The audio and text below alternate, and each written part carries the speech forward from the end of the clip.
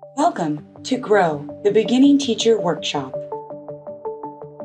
Workshop presenters include McKinnon McDonald, Emily Williams, Ayla Olson, Beth Naughton, and Jennifer Teeter. Let's get started. And when you get those kids 6th and 7th period at the end of the day, they're done. Mm-hmm. I don't want to hear about one more rule, one more routine. I always try to sprinkle that out through the first week or so of school and not just drill it that first class period that I see them. Yes, it's important, but I think you can establish it within those first couple weeks of school. Working to take the time and establish those is going to help you with your classroom management, I think, in really big ways. And will help them start to understand and trust you and build those relationships along the way. Cult of Pedagogy, did any of you listen to that podcast? So she has some really great information. And I have been liking her little short edu-tips, is what they're called. They're like 4 to 5 minutes. And it's just a really quick, basic principle, something that you could start working to embed or imply right away as a teacher. So we found one online. We'll see if we can get it to work. So this is talking about her as a bit more maybe of even a veteran teacher. And the reason I felt like this example was powerful, you guys are maybe going to struggle through some of these this first year of trying to set, or the second year. Hopefully now that you saw how the first year go, you'll maybe have that knowledge of what things you need to do. But even with time, as I told you earlier, my instructions were not specific enough for you guys to do what in my mind I'd envisioned for that activity. So how do you really step back and take time of breaking things down and being able to establish those routines? Welcome to EduTips, a side project of the Cult of Pedagogy podcast where I share one quick idea to make your teaching better. This is Jennifer Gonzalez, and I am your host. Today's EduTip is set aside time to set norms. I cannot count the number of times I came up with what I thought was a great idea for some kind of classroom activity only to have it fall apart, leaving me frustrated and ready to throw the whole thing out. Suppose, for example, that I was starting a nonfiction unit and I wanted students to choose a nonfiction book from the library for independent reading. Before heading down, I would give bare bones instructions like this. Okay, we're going to the library and you'll have 20 minutes to check out a nonfiction book. Once you've done that, if you have extra time, just find a seat and start reading quietly. We would head down the hall, and right away, my frustration would start to build as a few students touched things on the hallway bulletin boards, banged on lockers, waved at their friends through the windows of classroom doors, and of course, made noise. Once we got into the library, the class would spread out, many going to areas that did not house nonfiction books, some starting to laugh and fool around right away, others immediately huddling to socialize, while a small handful actually started looking for nonfiction books. I would start playing teacher whack-a-mole, darting around the library, redirecting students, and reminding them of what we were there to do. By the time we were done, I would be totally frustrated. It had taken way more time than I'd planned for. Quite a few students had books they just randomly grabbed rather than chosen thoughtfully. And the librarian was more irritated than usual with my students and with me. Things would have gone so much better if I had understood the concept of norm setting, where prior to an activity, the teacher describes in great detail the expectations for that activity, including conduct. Had I known this, before leaving for the library, I would have taken a few minutes to review the expectations for behavior in the hall and in the library, talked about what they should do if they couldn't find anything they liked, then drawn a quick map of the library layout and pointed to the nonfiction shelves, the areas they should stay out of, and where to sit after checkout. To some, this level of detail might feel like micromanagement, but unless you happen to be working with a group of exceptionally mature students, setting norms for how one conducts themselves in various environments is actually part of what they need to learn in school. It's the socializing we offer as one benefit of formal schooling, and the need for it lasts well beyond the elementary years. By the way, before I leave this library scenario, I should add that another thing that would have made things go so much better is if I'd actually done a lesson on how to choose a book for independent reading, exploring some of the different types of books that fall under the umbrella of nonfiction, and even offering some recommendations. I'm embarrassed to say I definitely did not do that. So many of the mistakes I made as a teacher came from assuming my students knew how to do things I had picked up over years of life experience, and then I'd get mad when they didn't know. Norm setting can happen before any event or activity, having a guest speaker, beginning a Zoom session, doing group projects, working with equipment or manipulatives. You can also review norms over and over for activities you do regularly, like having class discussions or using technology to keep expectations fresh in students' minds. And it doesn't have to be top-down. Students generally know which behaviors are conducive to certain activities, and if you set aside a little time for a discussion, they'll be able to provide all the guidelines you would have thought of, and probably some you hadn't. Like with so many things in teaching, norm setting requires extra time. And if you're like I was, you'll be tempted to just skip it. But if you find that too many of your plans go off the rails, the time you spend on norm setting will definitely pay off later. That's your tip for this time. You can find a written version of these tips at cultofpedagogy.com/edutips. Now go forth, make thoughtful choices, and teach. Hopefully you guys found that to be informational. I know definitely for me, I was thinking that it was some things I was like, oh, I'm not in my classroom anymore. Like even just that little bit, like I know I could have done better in some of those moments. And I love when she says, unless you're working with an exceptionally mature group of students, and I'm thinking, yeah, those are usually far and few between. And I think, have that assumption most of the time as secondary teachers, especially if we're teaching upper high school students, that they know how to do school. And I think now more than ever, we need to remember kids have not been doing school the normal way that we were able to experience school in our lifetime. So how do we get them back into those routines and establishing those norms as it talked about? I think this is just really a powerful message of how important that is. What Chelsea said, I love how, trying to meet them where they are and how do we help pull them up. Mm-hmm. So using Andrew's example, information literacy is not there for most of our kids, and how to really navigate the web and search and find articles that are valuable. And it ends up a lot of times in every classroom. So this is not just the English teacher's job to teach this. All of us have to be better at helping kids navigate and finding information. So what's the norms for that in your classroom? If they're done in 2 minutes and then they want to just be playing games, that wasn't allowed in my classroom, but you have to teach them that. Like, what other things can they be doing online if they finish? Or what are the next activities if they finish earlier? Or can they partner with someone and help them? But even stepping back to meet them where they are, maybe they really have no idea how to search a topic. So teaching them how to search, how to use Google Scholar, how to find something that's more meaningful than just, I even taught my kids in our business classroom what the URL endings, like a .com. Yeah. What does that mean? What does a .edu mean when you're finding? How do you start to navigate? We talked about the crack test, which the kids thought was funny, but how current, relevant, appropriate, who the author was, what's the purpose, all of those types, that acronym that I ended up working with EOU's college librarian, and she'd come out and meet with the seniors, and I'm like, the seniors don't need to just know this. All my kids need to know this. So teaching them how to evaluate a source, but maybe even stepping back, and if you're going to have them write an article in health, in social studies, even if they're doing some writing in math about something, give them an article that you want them to work from first. Say this is what a source would look like and feel like, and then how do we navigate through that? Actually, we're going to do a little activity here in a minute to help you guys with that, just practicing of maybe printing off the article and having them go through and read and highlight what are some of the key components. Okay, so we'll do that in just a minute.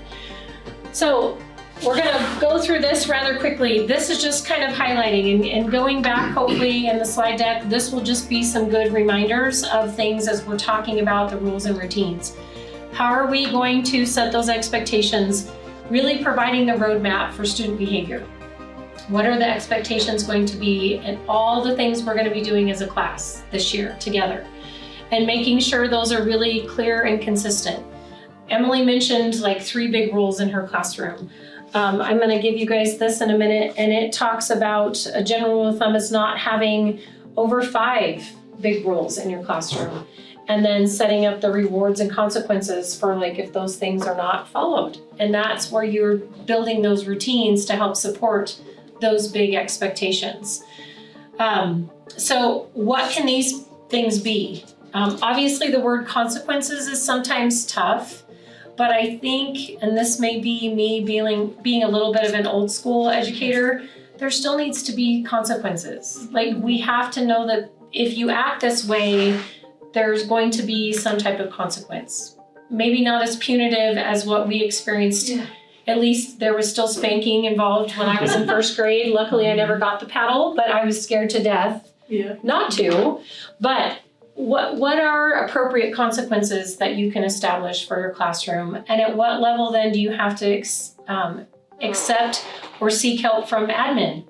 You know, at what level do you get sent to the principal's office, being kind of what our biggest consequence was for me in my classroom. And then having times to celebrate. I think sometimes people frown on that too in the high school setting, like, well, their reward should just be getting a good grade and getting their high school diploma. Well, sometimes just doing little things to add into your classroom is going to help motivate them more, in my opinion. Communication piece, the last bullet on here, not only communicating with the students, you need to make sure those expectations are known to your administrators so that they're in support of you. If you have a plan of how you're handling those things, I think it's valuable. And you mentioned going with the student to visit the principal. I think some of my most frustrating moments were when a kid would go to the principal's office and I typically didn't send them. That was like my final last, you've broken every straw today, or whatever point it was when I got to that level with them. But they would often tell a whole different version of what had happened. And if I hadn't had time to go and visit with the principal prior, say, here's what just happened and here's how I'm hoping you'll help support me in this, it often didn't get dealt with in the way I was hoping it would get dealt with. So having that communication with those expectations and the norms and the rules that you have set in your classroom with your principal so that they can back you up, and hopefully they're willing to do that if they know what they are. So you have to communicate that. Having those expectations sent home as part of your core syllabus with your students. Our district implemented a policy that the core syllabus was an assignment that the kids would get points for, and it needed to come back signed with the parent's name as well as a good contact, whether it was a phone number, an email, however the parents would like to be contacted. And I think as high school students, we tend to forget that communication needs to also be about the good things that we see. Oftentimes it's just the negative. And when you call parents not very often and then they hear you and they're like, what's wrong? Yeah, what do you do? Why are you calling me? You know, that stress level instantly goes up versus I just had something really good to share with you. So I know that was something that I wish I would have made time for more often over the course of my years in the classroom, is to share those celebrations. And it was fun to be able to do it and connect, like at the basketball game when I'd see a parent and say, hey, so-and-so great this week. I really, or this is what they did at school and I'm really proud of them. But even if it's a note home or a quick email or a quick phone call, just making time to periodically do that, to communicate the positive, because then those parents are also going to be more supportive of you when you have to call home about the negative. If they know you care about their kid, you're supporting what the kid's behavior and all of those things are, those expectations to be successful. So being mindful of that, I think, is really important as well. That I wanted us to work through and get a chance to read this article Having highlighters in your classroom, again, going back to procedures. And if we have an article that we're going to take a look at as high school students, and then we're expected to reflect and possibly write on it, share our opinions, maybe cite something from the article, teaching them that step-by-step process.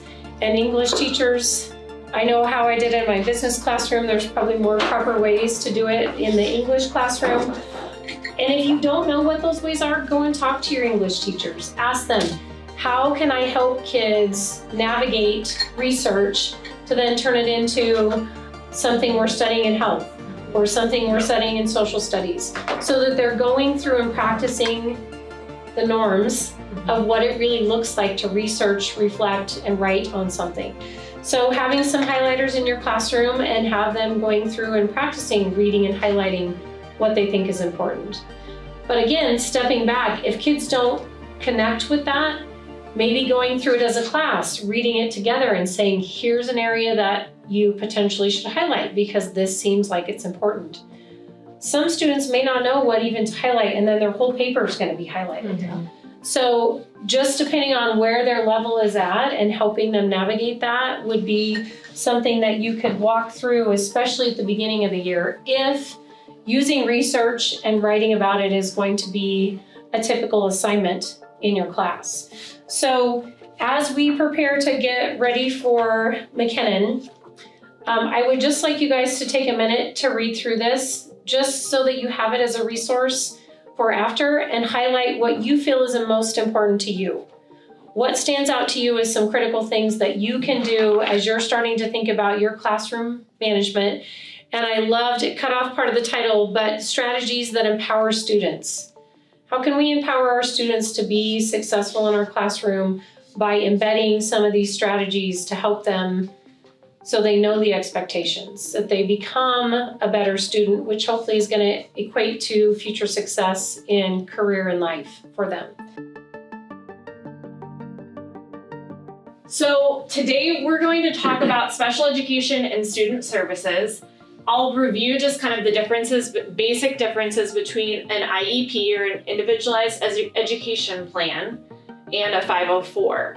We'll also talk a little bit about accommodations and modifications. To be completely honest, that's the one area where my general education teachers struggled the most with their students. So if you have questions on that, let me know. We'll talk about some basic student rights and teacher responsibilities along the way. And we'll also talk about some of the services that might be offered in your buildings. And I know we have a bit of a spread of where you're located, so I'll try and kind of target that. And then just basic mandatory reporting, because sadly, mandatory reporting comes into the conversation a lot in special education because of the close proximity you are with kids, the interactions that you have with parents, and maybe kind of the more intimate nature of the relationship you would have with students that have special needs. And it was something that I ended up being a person that was a resource for a lot of classroom teachers because I had the connection with that kid. And one thing that I think that these ladies have probably talked to you about is building your network and your support team within your own staff. And I was kind of a resource for the gen ed teachers when they had questions or kind of wanted to know more background information about a student, of what they should be concerned about or what might be something that's going on with them. So we're going to start out with a very short video, and it will just kind of go over the basics of both of the IEP and 504s, and then I will kind of add to that. There are many differences between an IEP and a 504 plan.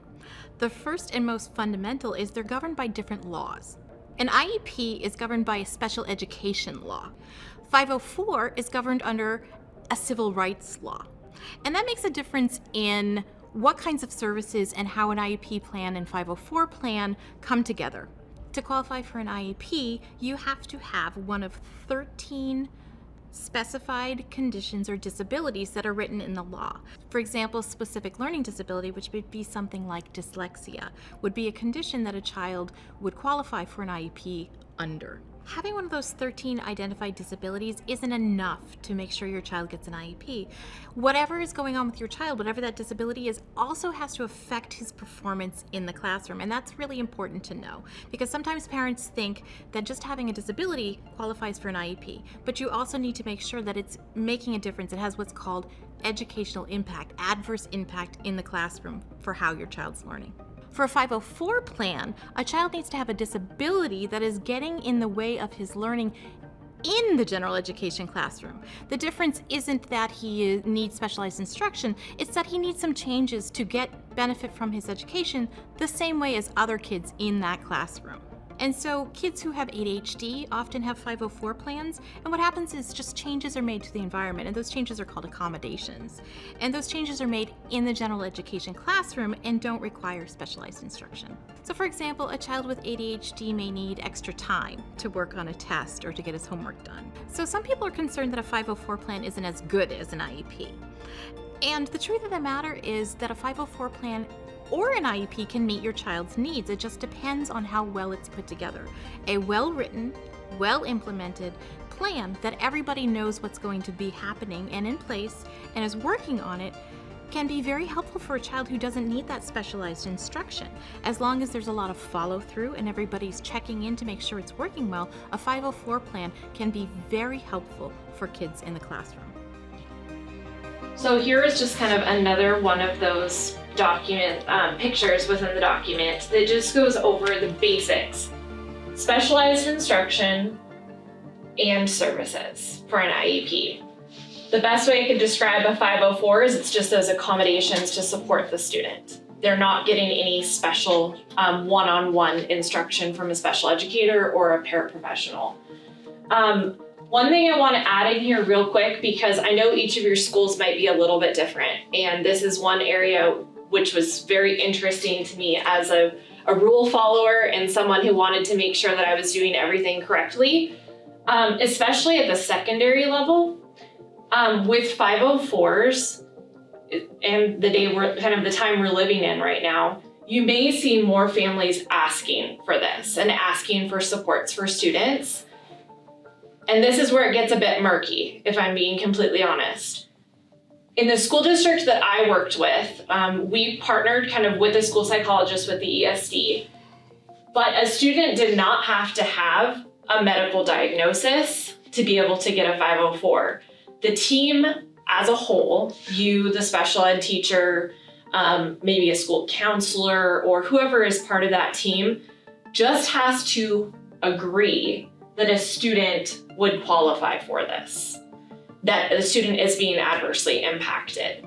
I saw it a lot with students with ADHD and a lot with kids that were unmedicated with various attention disorders, especially at the secondary level, or anxiety, mental health pieces where maybe a student has a medical diagnosis in one area but not in another, and the team has to decide, is it adversely impacting their ability to learn?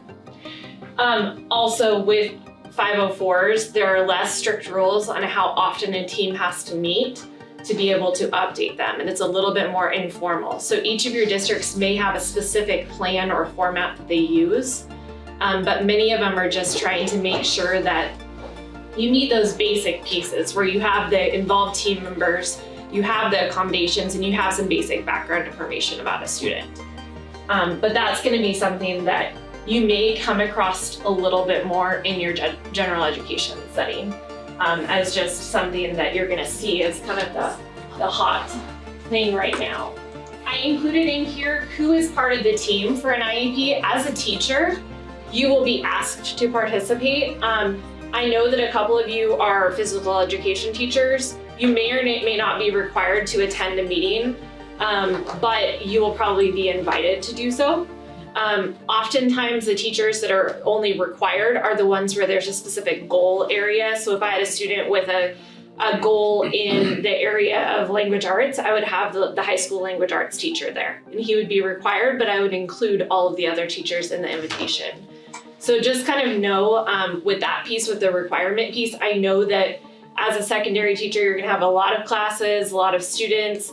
It's hard to keep track of, but most special education teachers will be on you to at least let them know if you're coming to the meeting, and if you're not coming, to provide them with some type of information that they can share. So in here, I just have some examples of services, extra learning or help from a special ed teacher. At the secondary level, a lot of students will receive supports in your classroom, but they may be pulled out if they need support in kind of that setting.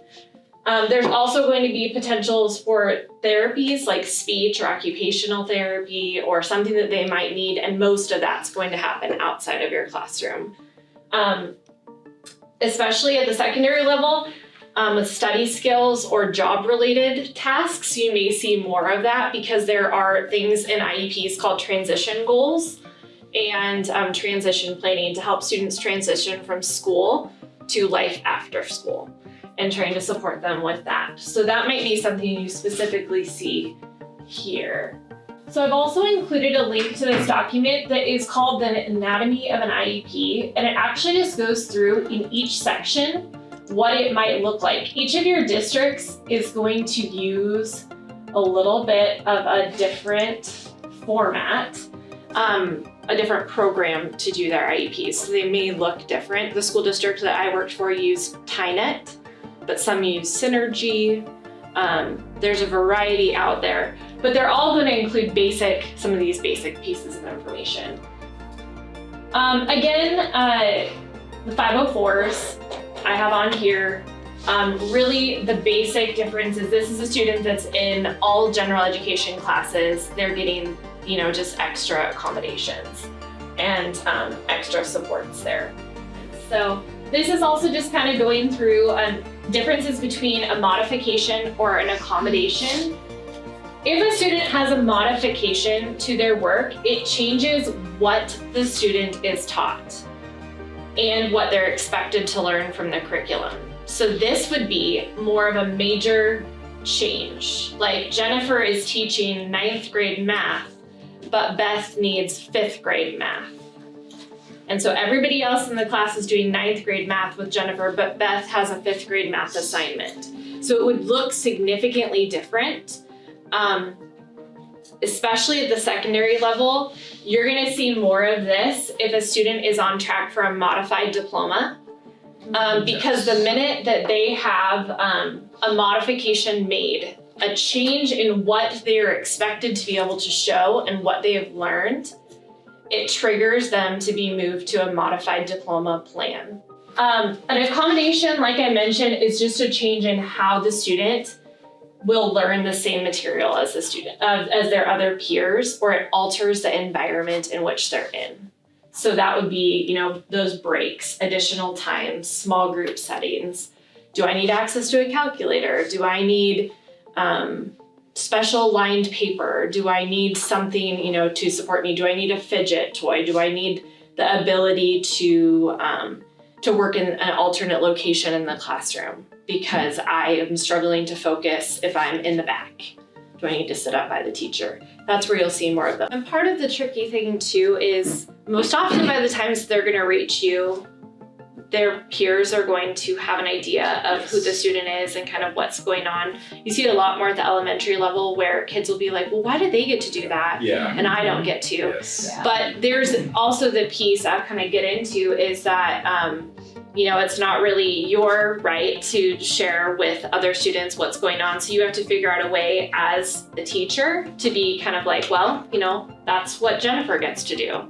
And, I'm sorry, if you don't agree with that, or if you don't, get the extra time as well, but, that's what I'm gonna do. And usually it was an opportunity where I would kind of answer questions, but then there would also be a point where I would just kind of stop and there wasn't something that I, could share. And oftentimes at the secondary level, the kids would talk about it.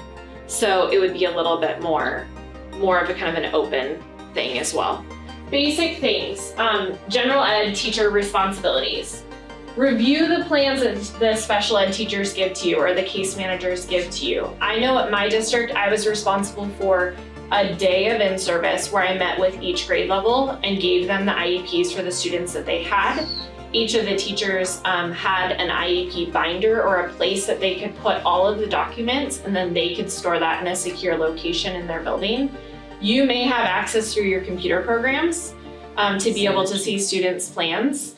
But if you don't have access to it, what I would say as a teacher, ask those questions because you want to protect yourself so you know as much about the student and what they need as you possibly can, so somebody doesn't come back and say that you didn't do what you were required to do.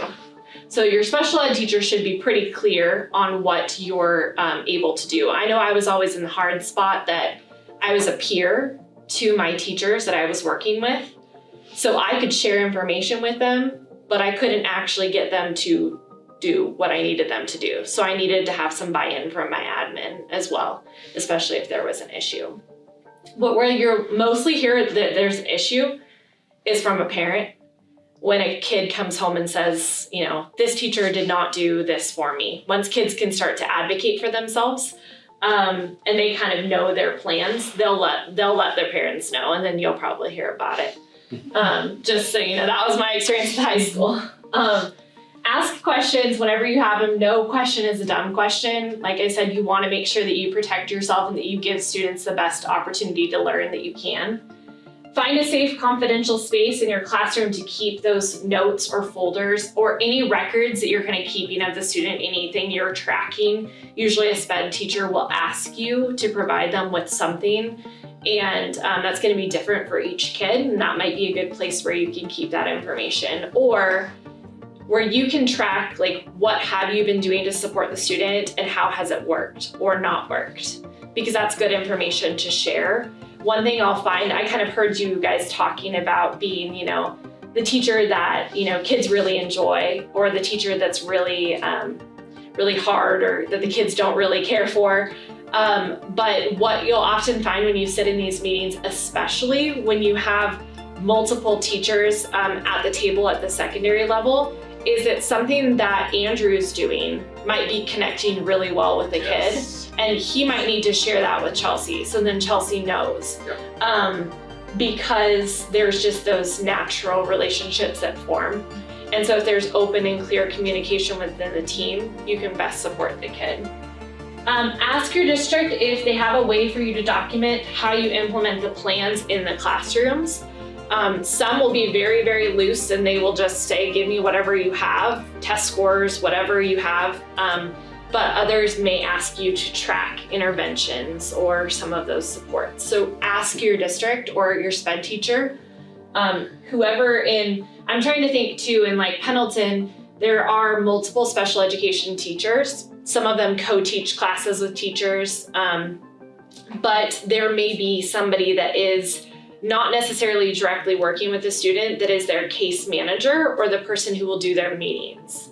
So kind of feel that out and see kind of who you should be asking. Usually their name is going to be the one that's signing off on things in the documents.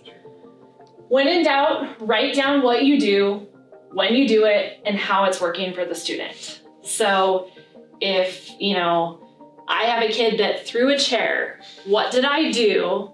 How did the student respond? So then you can be able to track that. Nice to include dates, basic information, especially if there's something that's more physical in nature or something that you just kind of feel a little bit uneasy about. Somebody may want to come back to you and ask about that.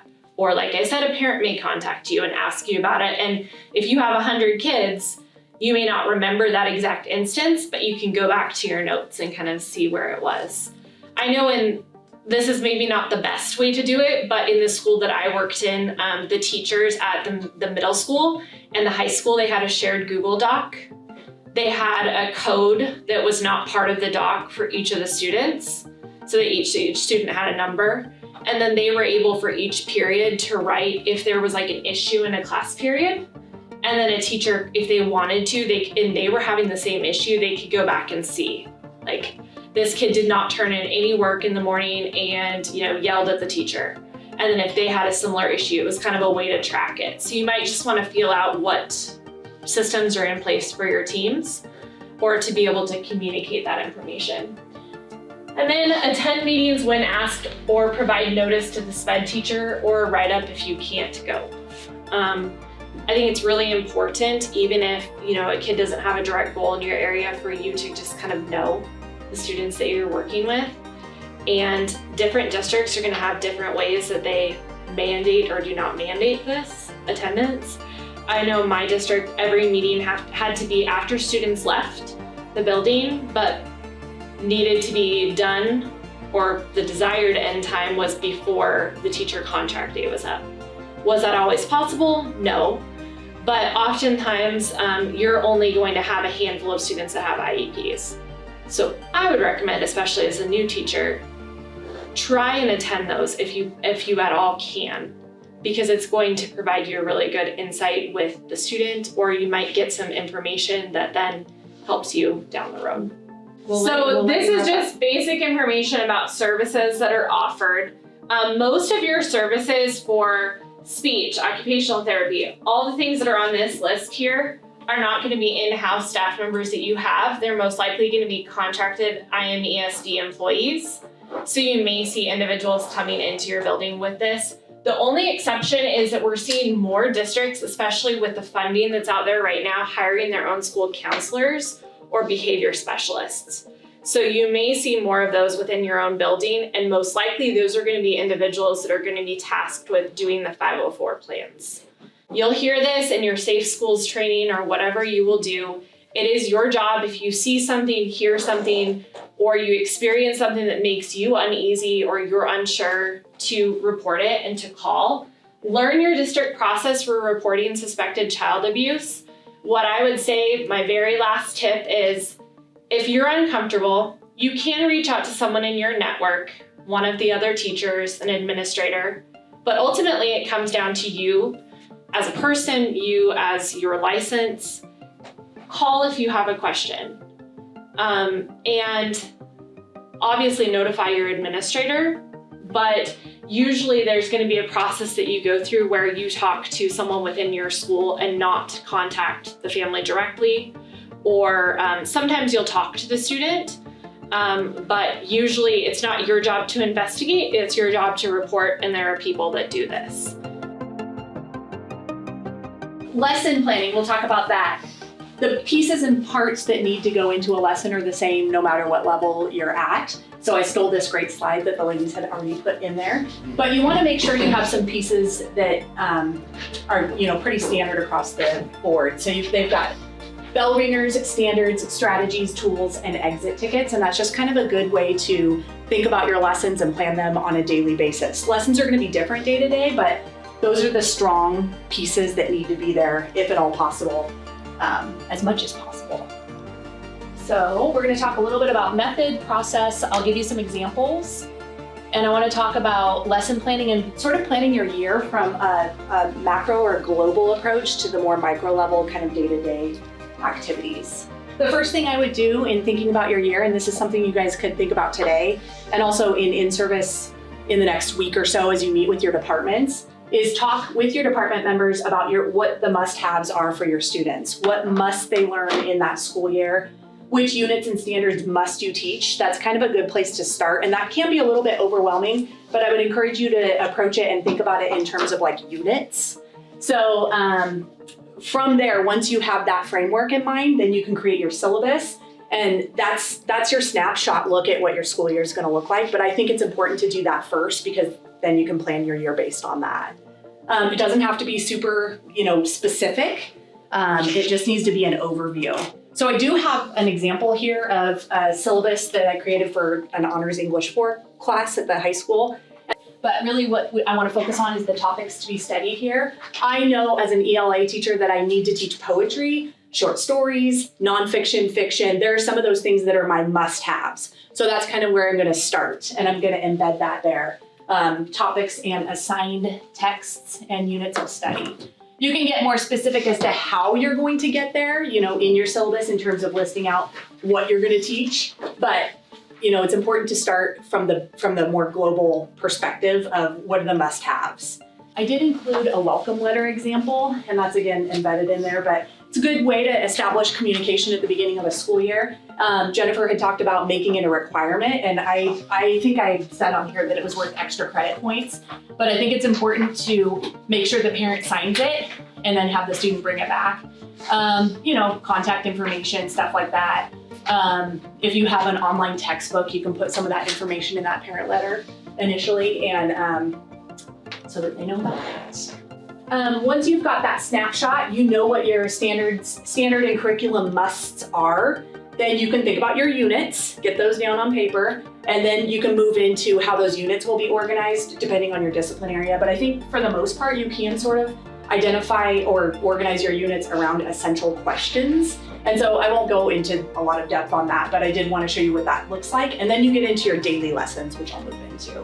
So the essential questions I've found are just kind of a good way to anchor the learning for the students around something, an objective like down the road that you're working towards ultimately, that can be expressed by students in a culminating project of some sort. But along the way, you're kind of working towards those standards. For example, in ELA, because I'm coming from that lens, let's say the kids engage in a unit where they read 4 or 5 different texts. And again, that's gonna create what your daily lessons look like. You're gonna be reading texts and doing different things with those texts along the way, annotating, learning about vocabulary, all kinds of things, and we'll get into that in a minute. But those texts are related in terms of a common theme or an essential question that they're working towards. So in this case, the kids would be working through some daily material and that would comprise a unit, and that would culminate in, like in this case, a performance task. Just some sort of culminating project, and that could look different for all of our discipline areas. But they'd be working towards the idea or the sort of final objective of how they're going to answer this question: what is the price of following the crowd? So anchoring your units in a theme, I think, is helpful for your own organization. It helps it make sense. Why are we doing all these things? How are they related? And it's, part of higher level critical thinking for students to be able to connect those dots and look at sort of dissimilar texts and think about how they might be able to anchor into a common theme. Once you've got your big picture, okay, we're gonna talk about what a daily lesson would look like and how you want, what kinds of things have to be included in that. I cannot say enough about bell ringers. They're so important. If you came away from this with one thing in mind to implement, for me, and I know this isn't my opinion, but it would be to implement the use of bell ringers on a daily basis. First off, it's instant classroom management. The kids come in and they immediately get going, if you've trained them to do that, and they have something to do. Yes, it's not a lot of work. It's some work on the teacher's part. The first few years, I would find, as I was creating my bank of bell ringer questions, because and there's so many resources now too. You don't have to do it all on your own, but you might want to. And it's not too much time, but then you have it forever. You're pulling from that bank for the duration. So instant classroom management, it establishes a routine for the kids. They know what to do, they know what to expect. You don't have to tell them. It's helpful too when you have subs. If you choose to continue the bell ringer with a sub, the kids come in, they know what to do, they just do it. It focuses them right away. It's so much learning occurs with bell ringers. You can review what you did the day prior if you want to. You can introduce what they're going to be learning in that new day's lesson. So I feel like it's so helpful for learning. Helps review content or introduce, something that's upcoming. You can engage students in bell ringers in a lot of different ways. So obviously you can have them respond. When I had really large classes at the middle school in Pendleton, they would work through their bell ringer, and then I would have them stand up next to their desk when they were done, and which also got them up and out of their desks. And then I would call on them, sort of a cold call. When everybody was standing up at that point, I would go through the class, kind of work through and call them by name. And once they answered a part of the exercise, they would sit down. So it's a way to make sure that everybody's engaged and everybody's participating. You can have the kids come up on the smart board and actually, if you're working through, depending on what it is, if they're identifying parts of speech, for example, they can be drawing the little, indicator that this is an adjective. So have them interact. It's a way to ensure that there's no opting out. Kids are engaged, everybody's participating. I know in large classes it's sometimes hard to work through a bell ringer that gets everybody answering, but there are cases where you can do that. And I feel like you shouldn't be devoting a ton of time to your bell ringers in terms of the overall length of your lesson, but it is worth it for the learning value that comes from it to spend 10 to 15 minutes doing that in a lot of cases. So some of the types of things that could be bell ringers, follow-up questions from the day prior, grammar exercises for ELA. At the beginning of every unit, we take notes on the topic that's coming up or the new novel that I've introduced or whatever, and you can help them study for a potential notes quiz by asking questions about the notes. You could have them read a short poem or whatever it is, a short piece of nonfiction text, and then answer questions about it. The New York Times Learning Network online has these picture prompts and a whole section devoted to sort of educator resources, and I pull a lot from that. That's a pretty cool thing. They have picture prompts that just ask students questions related to a lot of current events that are happening, stuff like that.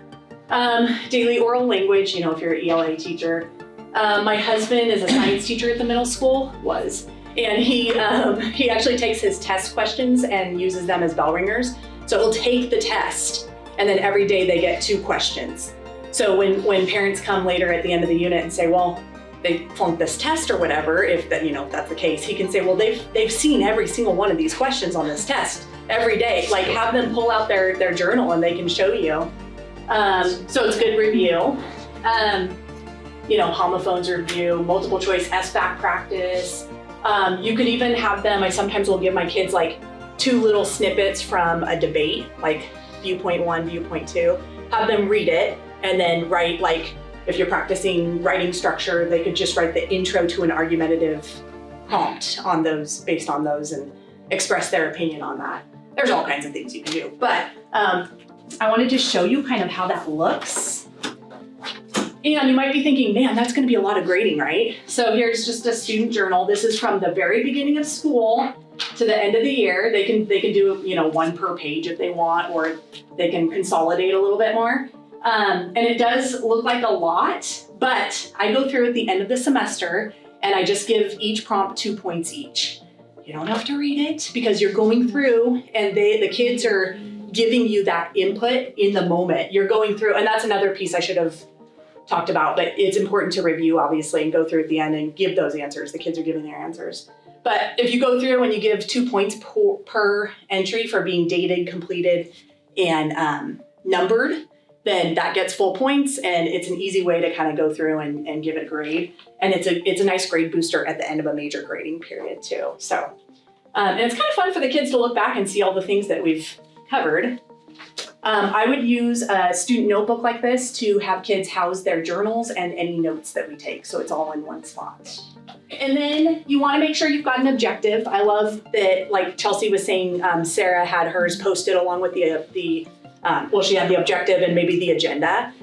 I would definitely suggest an agenda. Every day when my kids come in, there's an agenda for each class so they know what is happening, and that's part of the routine and helps to eliminate the constant questioning about what are we doing today. So that's a good thing to do, and you can pair that with your objective.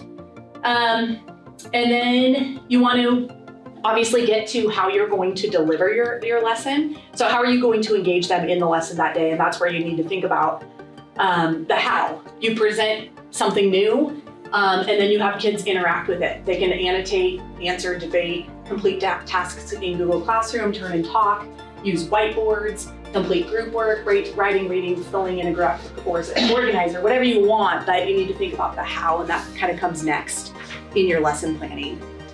The assessment piece, I think there might be some more discussion of assessments later on, but at the end of a lesson, you want to, and during a lesson, through formative assessment, you want to get a feel for how your students are learning, and how they're doing with the material. So there's different types of assessments that you can do, but that's an important piece, to the lesson plan as you're looking at it overall. And I won't go into that too much more because, like I said, I think we're going to go into that later. Conclusion, that can be your assessment. Your assessment can happen during the lesson, but it can also happen at the end with an exit ticket. That's one of my favorite ways to wrap up a lesson. You could also just, I know some teachers, as part of their establishment of routine, have their students, especially like at the middle school level, their final sort of wrap up to their lesson is to have their kids pull out their planners and write down what their homework's going to be and get into that habit. So part of that, helping support them around their routines. I do have a formal lesson plan here, right, with those pieces and parts, because I wanted you guys to see what that looks like. So here would be the bell ringer, the lesson, and then an exit activity. The middle part here is kind of the how are we going to engage them in the learning, and then an exit activity. So I do have a copy of that if you want to see that, but I know that that's not realistic. You're not going to do that for every lesson, right? This is just an example of how those pieces and parts look, and it is important that they be there. But you're going to get to the point where you're just filling up your lesson plan book, and this means more to you than that does, right? You're going to get to that point. And so I just wanted to show you what my lessons actually look like. But those pieces and parts are there. And, for those that are new, you'll get to that point where, it's happening and you don't need to write it down or document it, but it's going to happen in here. Okay, so we were thinking it might be helpful to talk a little bit about planning for subs, okay, because that is one of the most dreaded parts of teaching. I think sometimes we'd rather just come sick than plan for a sub, because there's so many things that we do on a daily basis that can't be explained quickly, and you just worry, So some basic kind of guidelines, I think, at the secondary level are to keep it simple. Especially around tech, if you know you're going to be gone, maybe try to make it as simple as you can. And also along those lines, leave them with the name of someone who could help them with certain things if it's, if there's something that they need to implement that they must do. Obviously, just leave plans that are easy to follow, well prepared. You would be surprised by how many classes I've covered for where there were no sub plans, within the building. Sometimes you walk into a classroom and there might not be anything there, and maybe there were circumstances that could not be avoided that led to that. But you want to leave some plans for your sub just to ensure that things go well. I would give a heads up regarding any special situations that exist in your classroom around students who might have special needs, or student dynamics to avoid, tips that will help them have a successful day. We all know those situations that you just want to give them a heads up about. So that's important. And again, this is something where once you have a sub plan, you can save it and then add to it and change it. But you'll kind of have a bank of those, I would imagine, too, to pull from. Sounds so silly, but I've seen plans that aren't really chronological. And so I like to organize my plans around how the day, especially for secondary level, is going to play out for someone who's unfamiliar with the building and the schedule and all of that. So not jumping around between periods, making those plans chronological. Period 1, period 2, period, So, and also leaving them a seating chart and a daily schedule with class times. That's really helpful. Seating charts are important too, I think, for management. Just as a side note, that's an important thing. Give your sub a way to contact you if needed. I always do that, so they can call me if something comes up, or the name of a colleague who could help. And then we've talked about different ways to deal with disciplinary issues. If you have a place where students are sent, if in serious situations, make sure that they're aware of that. And then a good idea might be to leave extras for kids who finish work early on, so that they're occupied in a sub situation. Here's an example, just a 1-page sort of sub plan. I changed my number on there, but I did leave my number and ways to contact me, but just a visual of how that might look. Okay, so I wanted to talk to you guys a little bit about differentiated instruction in classrooms. What is it? What does it look like? And how can I implement? I hope that Julia will have some ideas for your unique situation. Hoping that everybody can help me on that one. I most recently taught in a residential treatment facility for male youth. So they live at the facility for usually a period of about 2 years. So it's kind of a unique situation where we sort of become their guardians and their educators all in one. And as a result, we get kids with often large gaps in their learning, lifetime. So differentiation has become very important in that environment. And what we did is, instead of grouping the kids by grade level, because it is a pretty small facility and we often don't have enough kids to really justify that, we would try our best to group them by ability level, and that worked pretty well. So from the get-go, our kids were, grouped, which is a form of differentiation, by ability level as best we could. So you might have a freshman in a class with a senior. Again, it worked well at our facility, but we were working with classes of about 3 to 5 students. So it's easier to differentiate in that environment because you've got fewer kids that you're working with. Definition is essentially just that differentiated instruction is teaching in a way that takes into account students' individual and different learning styles and their levels of readiness, which it can include their familiarity with the concepts and skills that you're trying to teach. We're going to talk today about how that looks, but in general, you would do that in a variety of ways. You can deliver lessons at varying levels of difficulty based on ability. Group students by either shared interest, topic, or ability level. You can use formative assessments along the way during your teaching to kind of gauge how the learning is going and make adjustments as you are moving through your lessons. Why? Why do we differentiate our instruction when we can? Because it is a best practice, and we do that because it works.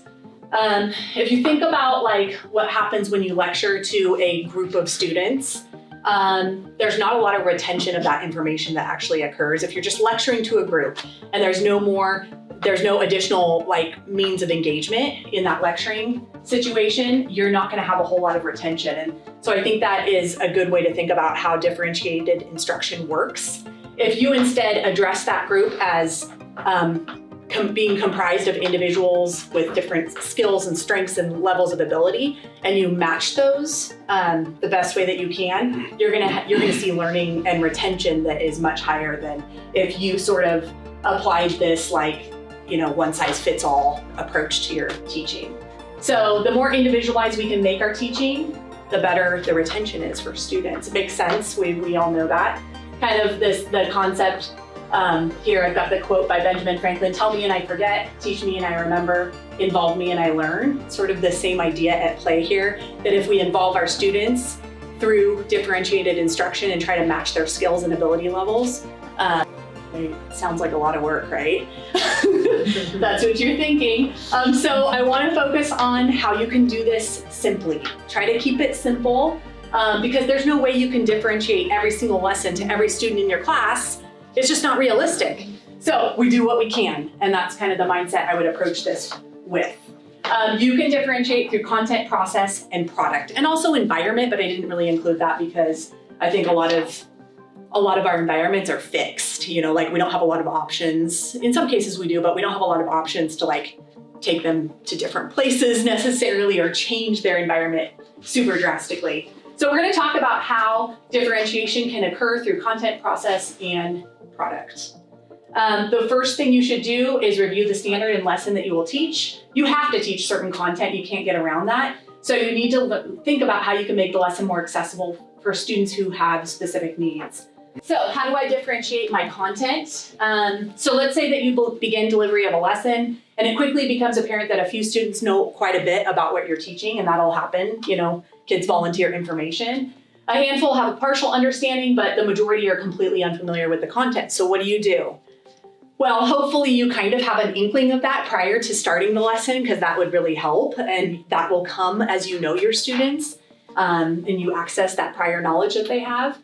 But one general way to think about how differentiation would work best is to think about Bloom's taxonomy and how that's sort of organized according to students' thinking skills, their ability to access information. So if you think about that taxonomy, which I'm sure we've all been exposed to, it's just kind of an ordering of higher order thinking skills, and it goes from the bottom level to these higher order levels, and that's kind of a good way to think about how you can match the the content of what your students are learning with their ability level. So remembering, understanding, applying, analyzing, evaluating, and creating is how that taxonomy works from the lowest level to the highest level.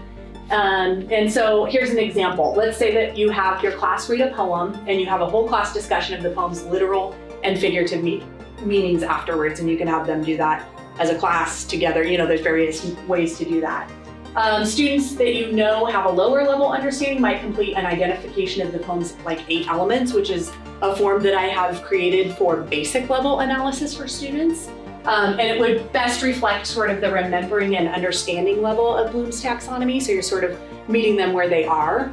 And then students who have a higher level of understanding might write a claim paragraph that where they detail what they believe is the poet's message. So you're trying to access them at their higher order thinking skill of evaluating, creating, and applying. Now I know that might be difficult to do on the fly, but again, you are going to have an understanding of where your students are operating the more you get to know them. You can match those things. Now here's just a list of examples of differentiating activities that reflect those varying levels if you think about Bloom's taxonomy. And then so in red I've got sort of the level that it would match with. And then in black is the type of activity. You guys have a lot of ideas of the types of activities that you can do with students. And that's just going to come with your teaching experience. You're going to be accessing, different ways to do these things. So I won't read all those, but if you think about just grouping, having lit circles or reading groups, that's kind of one of the most basic ways you can differentiate.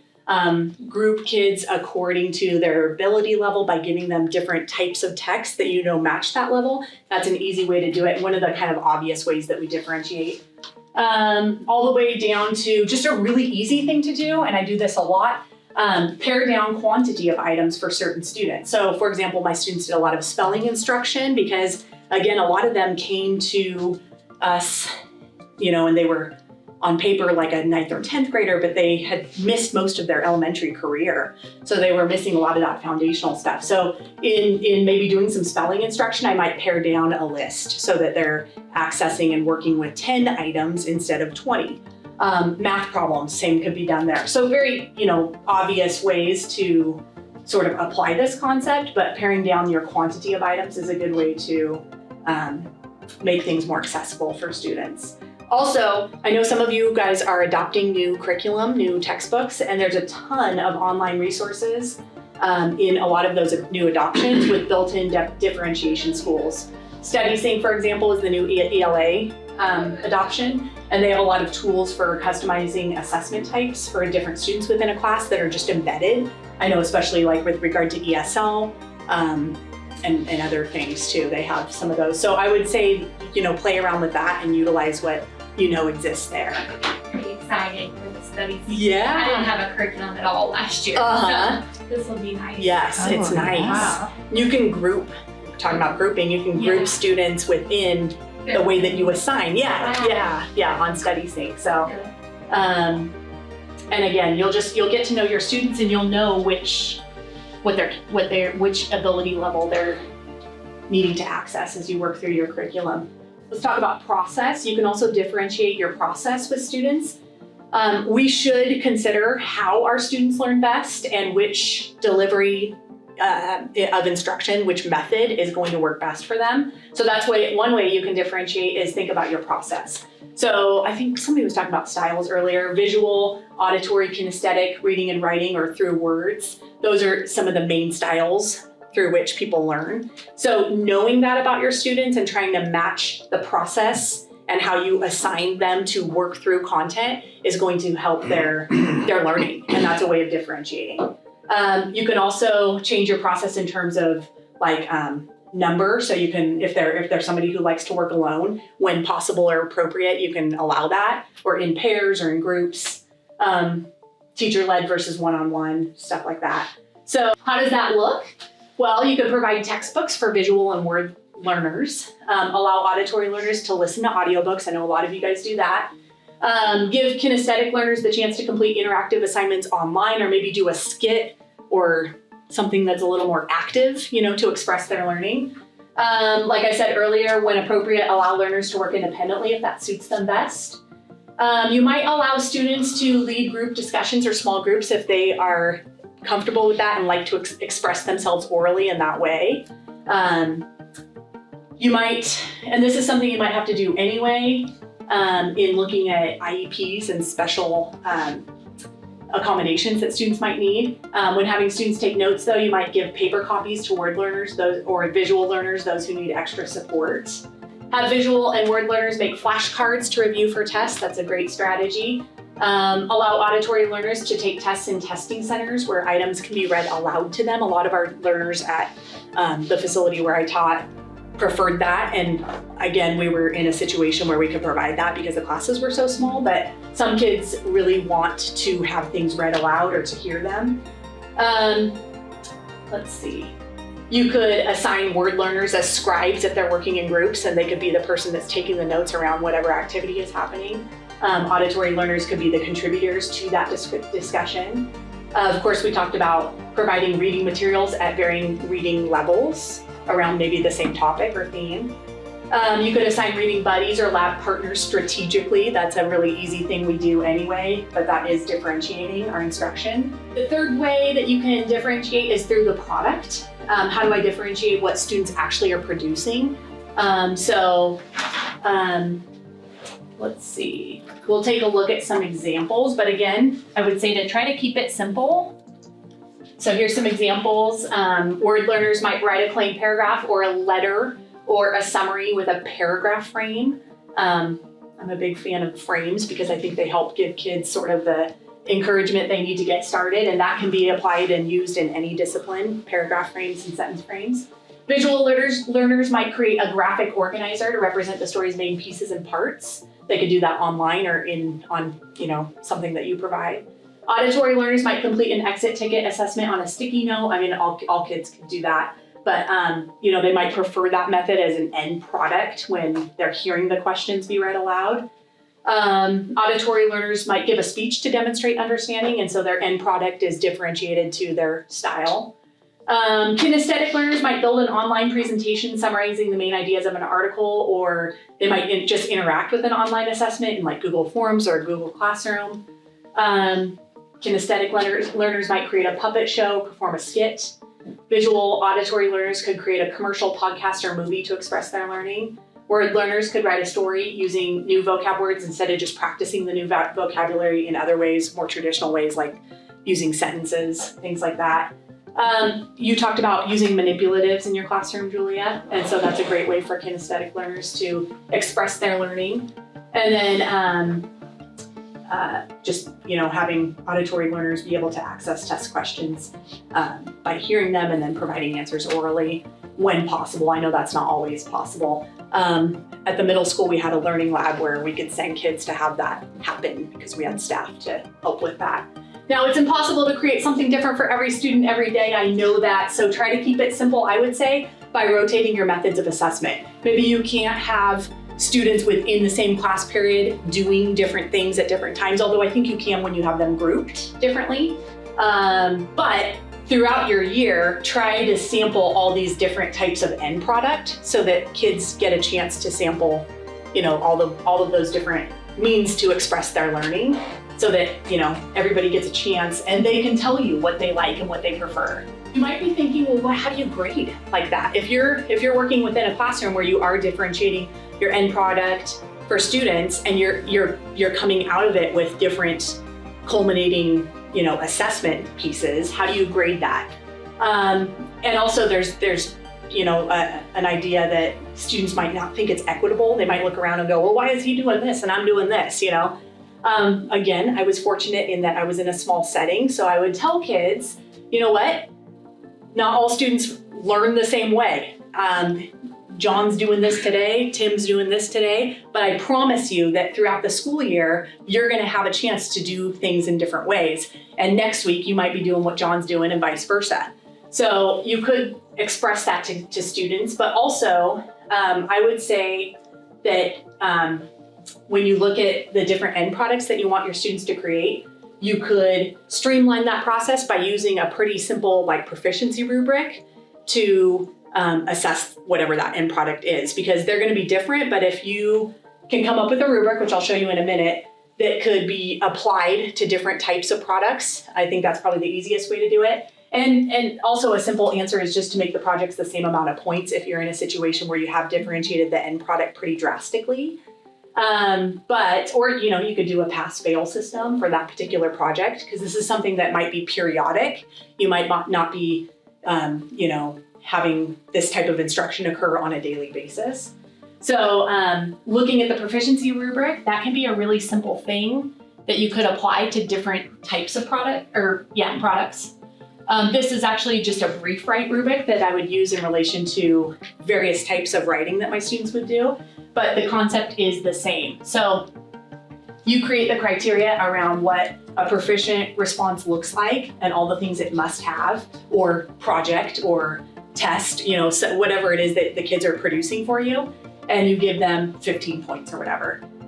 If they earn 10 points, they're sort of in the middle there. They've hit some of the items that you required, but not all. That's sort of an emerging type of proficiency. It's almost there, but not quite yet. And then they might get a 5 for, hitting the mark in a lot of different areas. So I would recommend just using a proficiency rubric that you are comfortable with and happy with in its application to different types of end products or final projects. So just make sure you identify the criteria that have to be in each of those. One thing we like to use in my business classroom was an elevator speech. Have you guys heard of that before? Mm-hmm. It's actually an event for our middle level FBLA kids now, which is really cool because they only have to talk for 30 seconds. Mm. So if you imagine getting in an elevator with someone and you have to pitch them your product or yourself, you're trying to sell an idea, you might have 30 seconds to a minute to reach the top of the high rise to be able to get your message across. So if you have short time for discussion, like if we were going to take the time to have you guys discuss that article and what was your key takeaways that you highlighted, giving you each 30 seconds. Okay, let's hear your elevator pitch about. So just a fun skill to get them talking. Think about really concise message and how are we going to get everyone an opportunity to speak, because giving kids a chance to speak is important.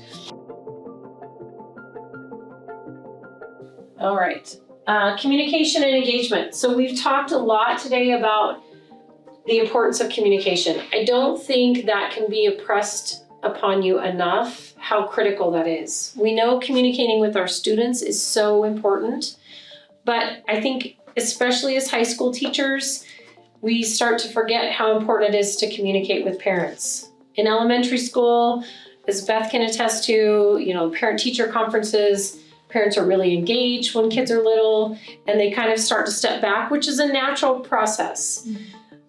It's important kids learn to communicate for themselves and communicate messages you are giving them home to their parents, but we know that that doesn't always happen. So there still has to be a certain level of communication that takes place from you to parents, because it's not always going to go through their child to them in the way that you need it to. So linked here, there is a couple apps, Class Tag and Remind, that can be used to send messages home that avoid you giving out your personal cell phone. Because I have found, and I think any of us in the room who have been teaching in the last few years can attest to the fact that parents don't always check their email, kind of just like students don't always do a great job of checking email. Some are better than others. But their phone is typically always in their hand. So if you can use one of these apps to send them a direct text message, hopefully they're going to get that and respond or reply to it if you need them to. Or at least they're going to have quicker access to the information that you need them to. And I actually use the Remind app for FBLA, for my volleyball team, when I need to send messages out and reminders to kids. So it can be used for students as well. You can set up lists with both of those apps so that it's a whole class thing. Just a reminder that your reading homework is due tomorrow. Or we've got a big presentation, like parents or families ask your students about their presentations next week. So that they know about those things directly. Yeah, so definitely for the parent piece on that, I mean, those things that, how can you help your student at home? Or here's some things that are coming up, like Ayla said, or those positive communication pieces, sending them a message. Your student aced their math test today. Really proud of them. So that it's just a quick way for you to be able to do that and hopefully for them to receive it. So these two pieces we've touched on, but I think they also need to be reminded and can't be overlooked how important it is to communicate with the rest of the staff in your building. McKinnon touched on that with students on IEPs and 504s, how critical that communication is. But really it is in helping and supporting all of our students, because there will be students who are struggling that aren't on those special services lists for IEPs or 504s. So how do you coordinate as a team around supporting a student through a crisis situation, whether it's mental health, maybe there's trauma, maybe there's been a death in their family and we need to wrap around that family and help support them through that time.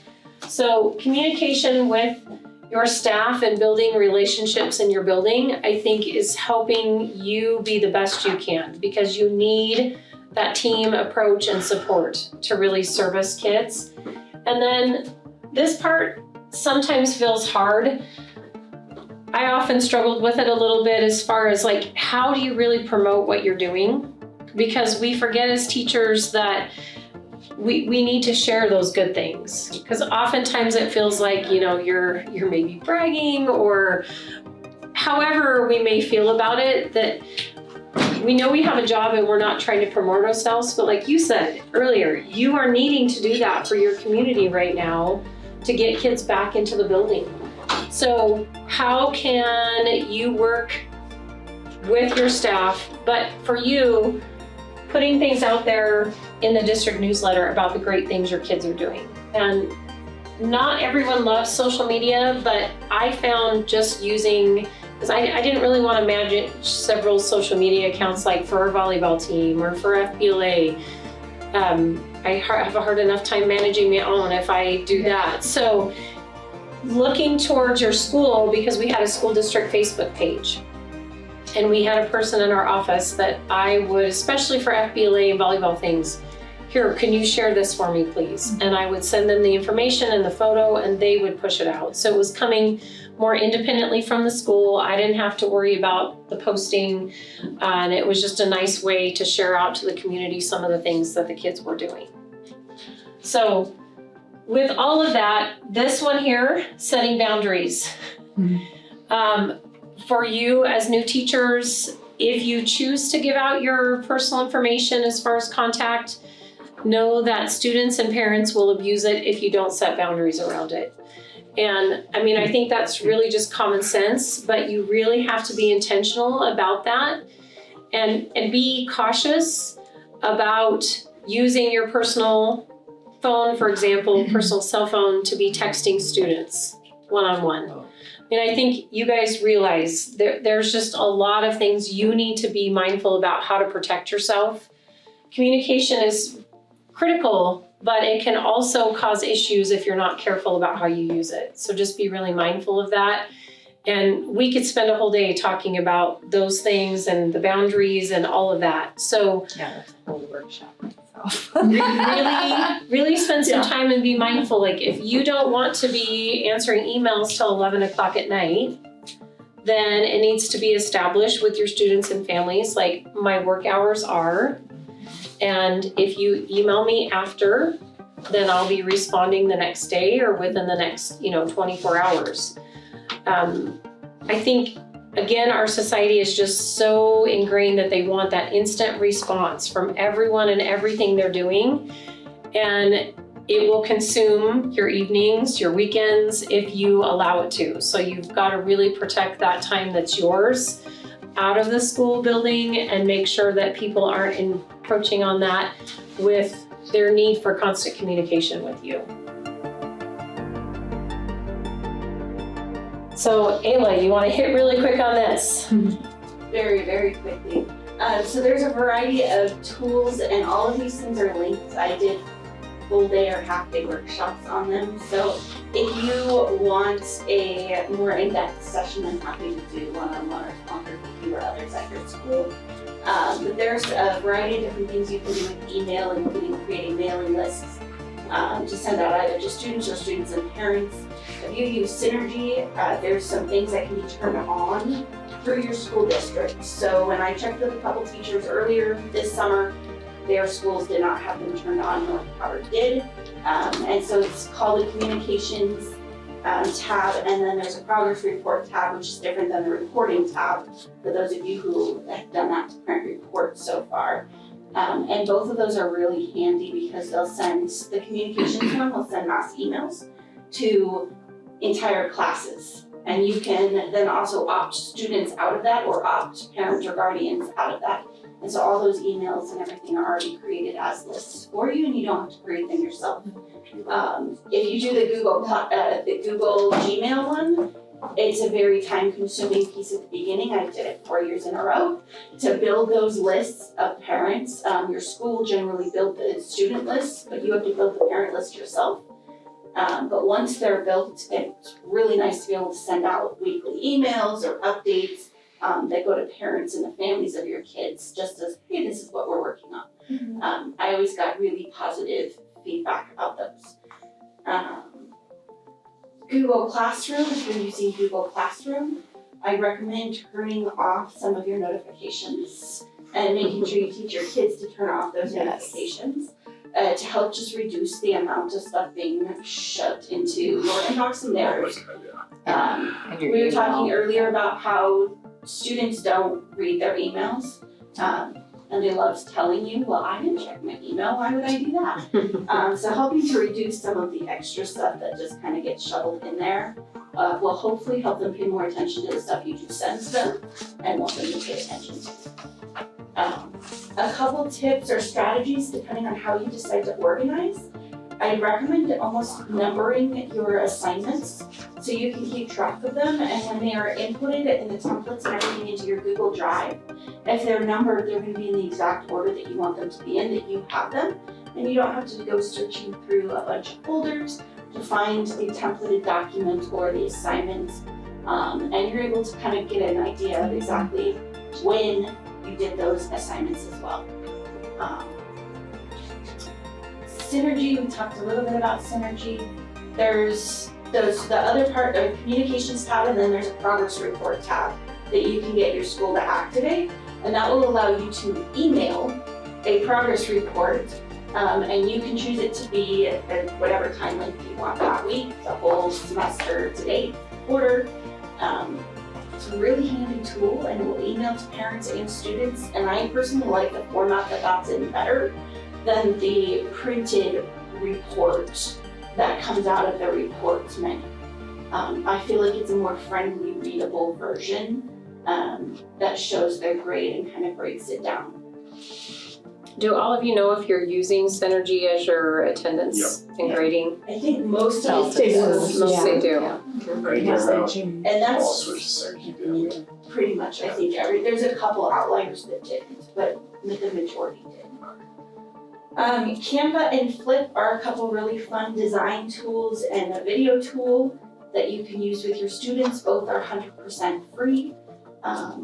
You can get a Canva for Education account, which is the pro version, for free as an educator, and then you're able to, for both of those, to import your students through Google Classroom to do an easy sign up. And so there's a whole variety of things you could do with that, either regarding like your health classes. For the Flip videos, you could probably do that for some logs or for some how-tos, like having the kids create a video showing how to do specific types of sports maneuvers or exercise maneuvers, especially if you have huge classes and you can't necessarily see everyone and be like, okay, once a term I want you to do this video, or go in and check each other's videos. So there are applications outside of other academic areas would be really useful in math for explaining concepts as well.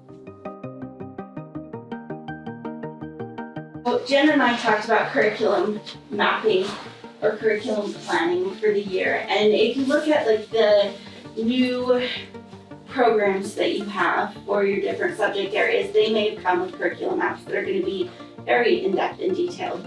When we're talking about it, we're talking about like an easy-to-read overview of your year that kind of maps out the key points that you know you have to hit so that you're making sure you're hitting them. So if you know you have certain overall topics you've got to get to. So ELA background, we've got 4 main modes of writing, making sure we hit those 4 modes. Where approximately am I going to hit those, and kind of putting those into like a calendar base or a quarter overview base. You've got some specific standards you have to hit in PE or health. Where in general are you planning that? And you don't want to go super in depth. You don't want to have a lot of detail in this because you want it to be a roadmap, but you want to make sure you have the flexibility to move things around, to extend units, to shorten units. And so this is even not even unit planning, but just a very broad unit overview. Strategies, make sure you have an idea of your contents, know your standards, but also power standards. It is 100% okay not to teach every single standard. In ELA, there's, I think I counted 79, and that's 79 actual numbered standards. That does not include the A, B, C, D, E, F, and all of those. Even PE has 1,001 standards. You cannot cover all of those and actually have kids master them. So the last thing though is also understand what assessments do you have to give and make sure you're covering some of those key pieces. We don't want to teach to the test, but we need to make sure we're covering what's going to be tested. And if you're covering those well, then the kids should do well. And then does your district have any specific power standards or core pieces that they want you to embed? Is there a specific writing measure or piece that they're really pushing for everyone to follow? And then just make sure that you're looking at those pieces too. And that district piece might be part of your school district school improvement plan, or there might be a focus that they know across the board, all high school, like kids are just lower in this. And so as a district, we're focusing on it across the curriculum. So that's kind of what we're talking about there. So we've also talked a fair amount about assessments. These slides have some good information here talking about formative assessments. Those are more of the tests that you're going to be doing that can be really informal. They could be a little bit more formal, but more the day-to-day stuff leading up to summative. And some of the big things that are examples for that are those end of unit state assessments. One of the documents on here talks about the SAT for high school students that are college bound needing to take that. And then obviously there's going to be ones that you have embedded in curriculum, but teacher choice and how you develop. I found myself developing a lot of assessments that I felt like fit the needs of my class better than the assessments I was giving with textbooks. So you have the freedom to do that as long as you're trying to cover. The biggest thing is you need to know what is it that you're wanting the kids to be able to demonstrate, and then creating something that's going to help you determine if they can. So in my computer applications class, for an example, after every unit, we would not just have a written like question answer type test, but a production test. So if we were learning about letter writing, then they would get a prompt and they would have to write a letter or type and format a letter on the computer for me to see if they learned the formatting technique. And then could they take the concept of the letter, of what the intent of the letter was, and then actually put together a well thought out letter or not. And students, then we had to do individualized plans, like maybe you could only write me a paragraph for that, but I knew Julia could write a 2-page letter. So trying to challenge them in those ways with that assessment piece too. And so this slide, just again to come back as resources, kind of talks about each and then where they are at with both, what they're both used for, to help remind you of different types and strategies of how to set those up. We just wanted to touch on really quick, I think as we're looking at curriculum mapping, these are all the things that you need to keep in mind with that big picture plan too, that are going to interrupt sometimes your plans. Sometimes they're unexpected, but if you can help build them in and plan for that. We were talking about November in planning for the new teacher trainings, and there's not a Friday that's available for us in November to do that because there's the Veterans Day holiday and Thanksgiving, parent-teacher conferences, schools are out.